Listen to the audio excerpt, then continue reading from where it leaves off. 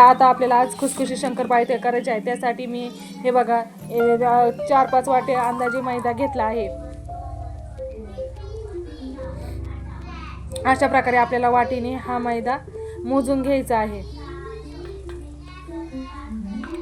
नंतर आपल्याला मैदा मोजून झाल्याच्या नंतर आपल्याला त्याच वाटीने 1 वाटी पिठी साखर घ्यायची आहे, अर्धी वाटी दूध घ्यायचं आहे आणि अर्धी वाटी तूप घ्यायचं आहे. आता आपल्याला तूप हे गरम करायला ठेवायचं आहे. त्यामध्ये जी आपण पिठी साखर 1 वाटी घेतली ती सुद्धा यामध्ये मिक्स करायची आहे. अर्धी वाटी दूध पण मिक्स करायचं आहे. ते व्यवस्थितपणे छान प्रकारे आपल्याला एकजीव करून घ्यायचं आहे आणि तूप पण आपलं पातळ झालं पाहिजे. अशा प्रकारे आपल्याला सर्व मिश्रण गरम करून घ्यायचं आहे. हे बघा अशा प्रकारे आपलं मिश्रण सगळं असं चमच्याने हलवून आपल्याला गरम करून घ्यायचं आहे. त्यानंतर हे मिश्रण गरम झाल्याच्या नंतर आपल्याला एक परात घ्यायची आहे, ज्यामध्ये आपल्याला पीठ मळायचं आहे. त्यामध्ये हे मिश्रण ओतायचं आहे.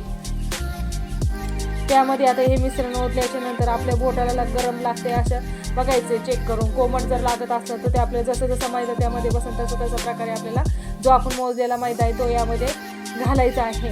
तुम्हाला जर शंकरपाळी चांगली थोडी अशी फुगलेली पाहिजे असेल तर त्यामध्ये तुम्ही बेकिंग पावडरसुद्धा घालू शकता. खाता सोडा घालू नका, त्यामुळे कधी कधी शंकरपाळी फाटते पण. आता बघा आपलं पीठ पण चांगलं तयार झाले. तेल गरम करायला ठेवलं आहे आणि अशा प्रकारे मी शंकरपाळी तयार करून तळायला सुद्धा टाकले आहेत. आणि आपल्या